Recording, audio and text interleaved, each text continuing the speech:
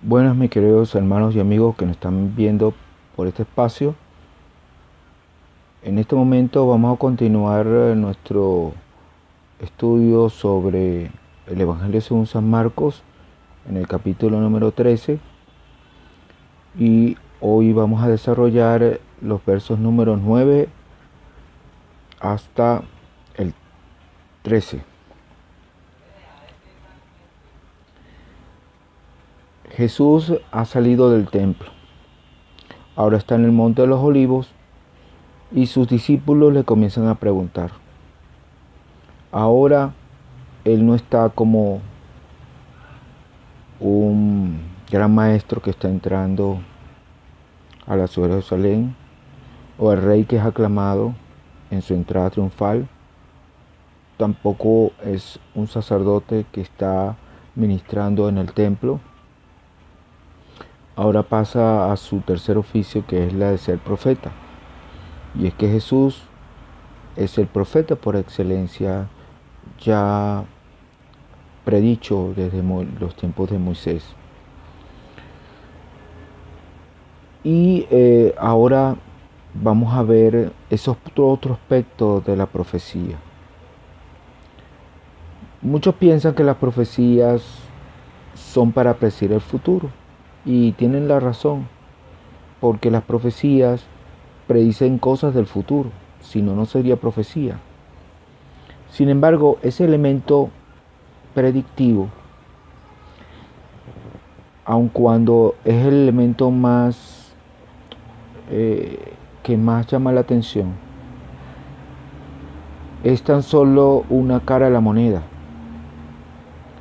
Y es que aunque el Señor claramente está prediciendo que el templo será destruido y que al mismo tiempo habrán acontecimientos a nivel mundial que van a preceder su regreso triunfal,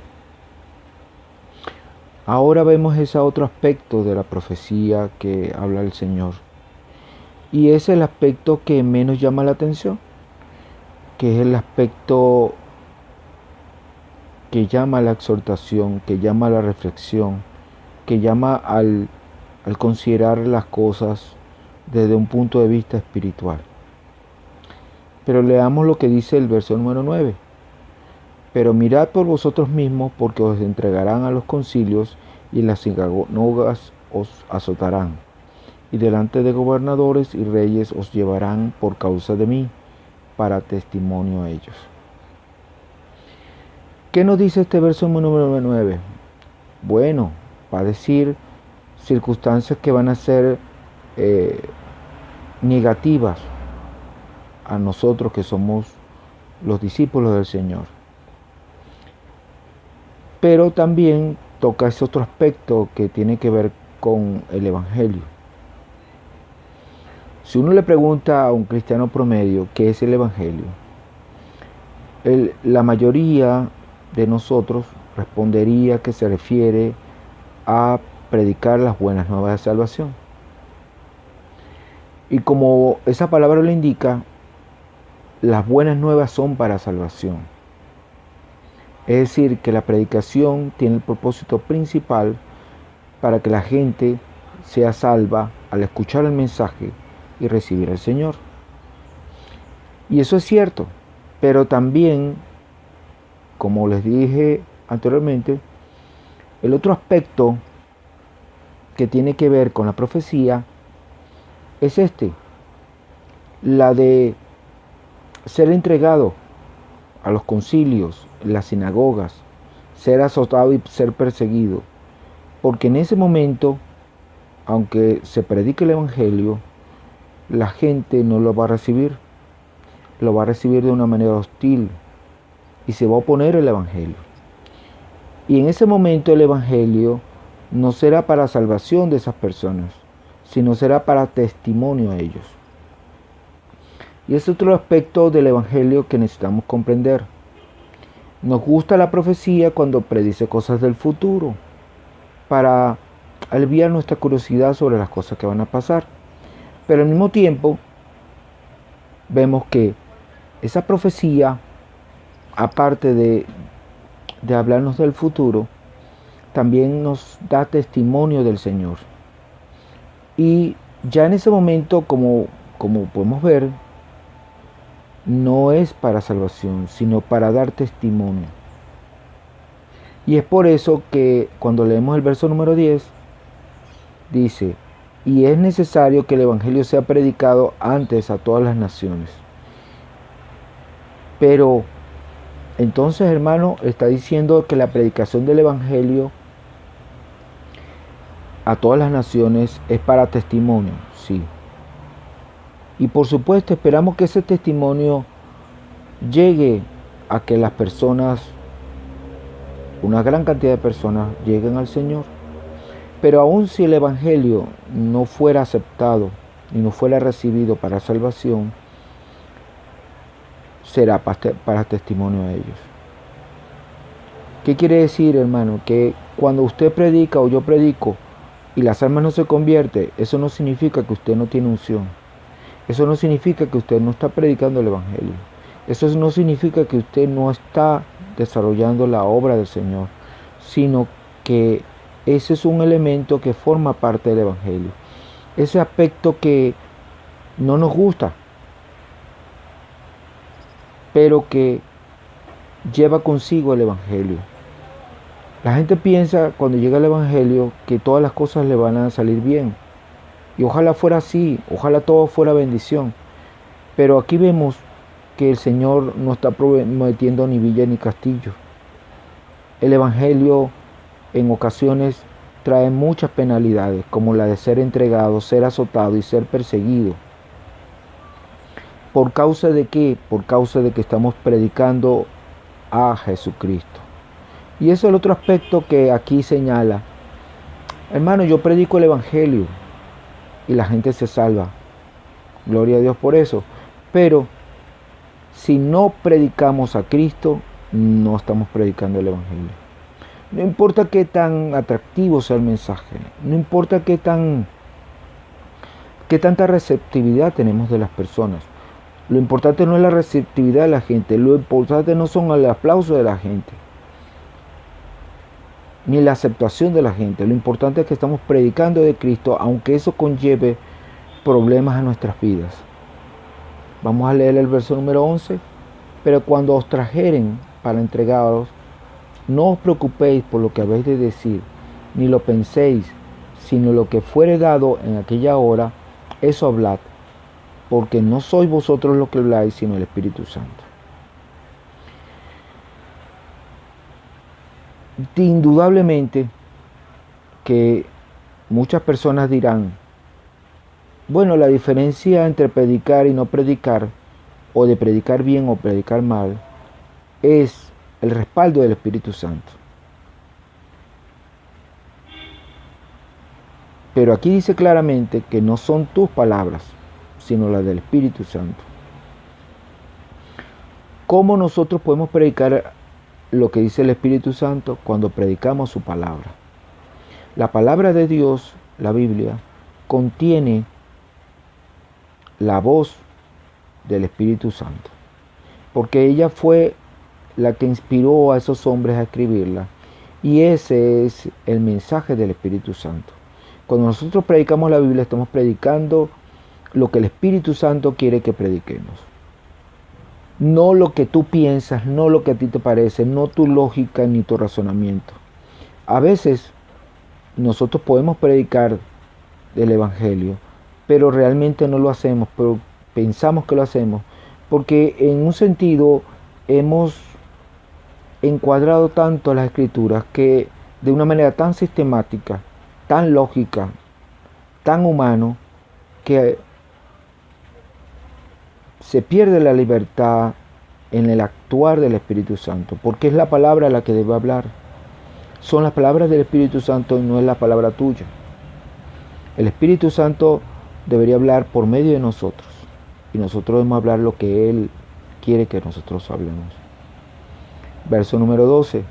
Y el hermano entregará a la muerte al hermano, y el padre al hijo, y se levantarán los hijos contra los padres y los matarán.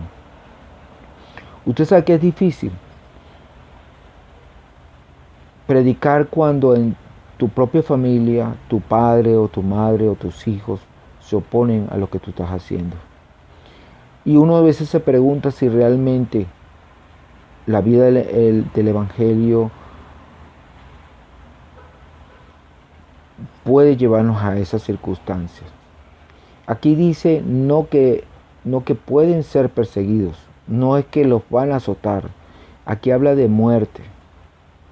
Habla de que a la muerte al hermano y luego termina diciendo y los matarán.